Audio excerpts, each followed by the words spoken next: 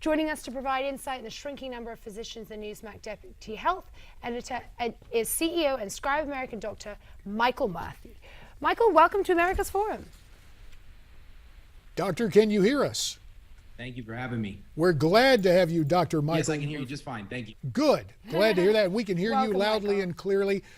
Doctor, let's begin with the basic question. What is creating the shortage in private practices? Well, there's a lot of things. The cumulative effect is the surmounting increase in regulations, decreased reimbursements, and the cost of living that keeps going up. And you know, most physicians, when they went into medical school, they didn't write on their resume or their CV that they wanted to become business people. They wanted to help people. They wanted to spend quality time with their patients. And that's the unfortunate thing that's happened, is that all private physicians are being forced to become excellent business people to handle the surmounting pressures and regulations and decreased reimbursements that are forcing them to go from private practice and go into large groups or in different infrastructures and kind of give up that autonomy that they once had. And that's kind of the main pressures. You know, some of the things are the EHR mandate, ICD-10, which is coming down the pipeline. And every single year, the doc fix is kind of that pressure of decreasing their reimbursement. I think that holds a lot. Well, we're kind of held in mystery. I'm moving forward. He's back. Good. We're having a little problem with Skype. Let's see if we have it reestablished with Dr. Murphy now. Can we renew the contact? There you go. Well, I don't know if Dr. Murphy is sitting remarkably still right there. It looks like we're still having some difficulties with that. We'll try to reestablish contact with Dr. Murphy. We're gonna try to bring back his audio, but let's go back to statistics provided by the American Medical Association. Doctor, if you can hear us, this is really striking. What is happening as the demand is growing, corresponding with the shortage of physicians. 32 million Americans just getting into the healthcare system. And we understand by 2020, the shortage of doctors will reach 90,000. Dr. Murphy, if you're able to hear us, what is going to happen to address that demand for physicians? Is it something stateside? Are we going to bring in doctors from overseas, which we've seen in many cases to deal with rural healthcare in America? What do you believe the future of medicine is in terms of recruiting and training future physicians? Well, you have to have that, if you can hear me, yes, that drive. People need to want to go to medical school and residency and deal with the 4 years of both programs, essentially. The next thing is stateside, federally, President Obama is increasing the Medicare dollars to residency programs across the country to expand that. That still, by 2020, is falling short of the need that we will have, especially with the Affordable Care Act and expansion of insurance. People are still having long wait times at their practices. So not only are medical schools expanding, not at a fast enough rate, residency programs are expanding, but the other advent is kind of, you know, assisting the physicians with more than just their day-to-day. So taking the existing physician and allowing them to see more patients in the same amount of time.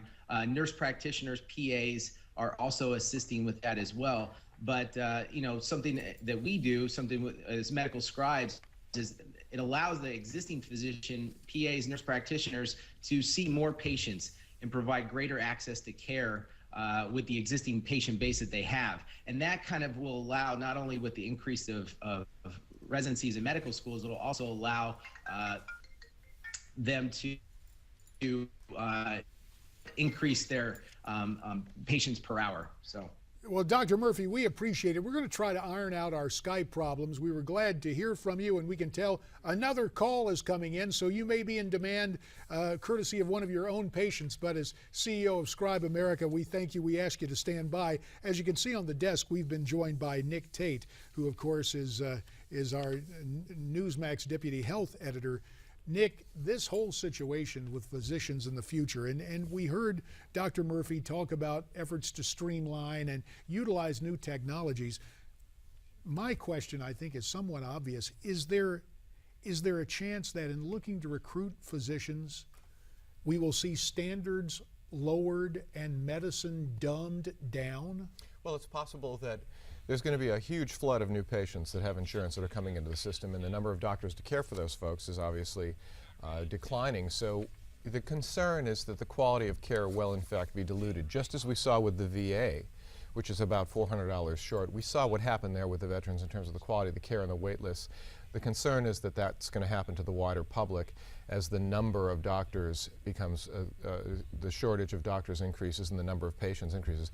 The interesting thing to me is that Obamacare calls for about $1 trillion in new spending on healthcare reforms that are aimed to raise the quality of care in this country and shrink the ranks of the uninsured and the underinsured, but there's nothing in the law to help deal with the problem, which is the underlying foundation, which is the number of doctors that provide that primary care to those patients, and that's where I see the disconnect and the problems. So, Nick, do you think that Obamacare has something to do with the doctor shortage then? It doesn't yet, because the effects are just starting to kick in, the experts say.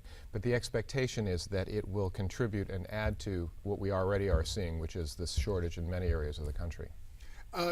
You mentioned something that was not addressed in the thousands of pages of legislation that made up Obamacare, and apparently not even addressed as Health and Human Services takes the legislation and now starts to promulgate regulation. There are also some things going on with Obamacare. It seems every day, just given the size of this bill, there are plenty of unintended consequences.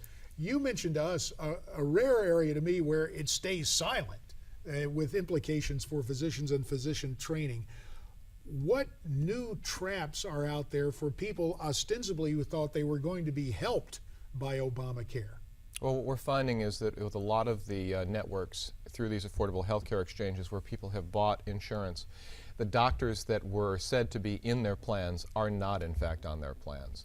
The hospital networks are very narrow. In something like 50% of the counties where these plans take effect, only 1 or 2 insurance providers are participating. So while the coverage is comprehensive in terms of maternity care, psychiatric care, the variety of things that you can get covered through these plans, the number of doctors and the networks of hospitals are very small. So one of the traps I think we're going to find is that folks who thought that they had comprehensive coverage, had their doctors, had their hospital plans, other hospitals on their plans, are finding that's not true. And there are tens of thousands of folks who filed complaints with the HHS about this very thing, and they just don't have the staff to even address it. I think the main question everyone's asking is, well, how many people are now under Obamacare, and how much money has been put into it? Is it too expensive, and is it too late to repeal this whole system now? Well, I think what we hear from the experts is that we've gone so far down the road. The train's already so far down the track that to stop it, pull it back, completely repeal and start over is impractical at best, and politically would be very, very difficult to do. But I do think that there are some smart mid-course corrections that we could take. Relaxing some of the standards on those insurance policies would be one example. Giving employers who are beginning next year, who have 50 or more workers, are going to have to provide health benefits or pay a penalty, giving them either a little more time or a little more latitude. That makes sense to me.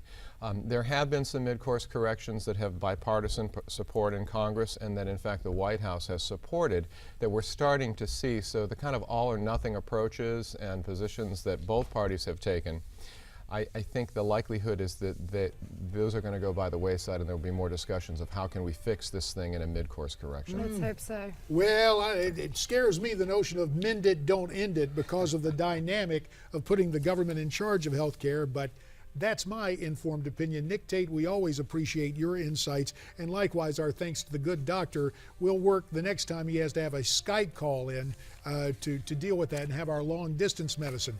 The state of health care in the United States, your concerns about Obamacare and a pending doctor shortage, we'd love to have your comments.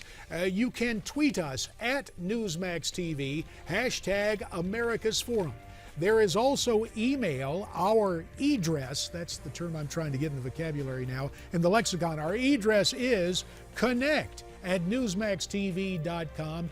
And let's not forget Facebook, America's Forum will be right back.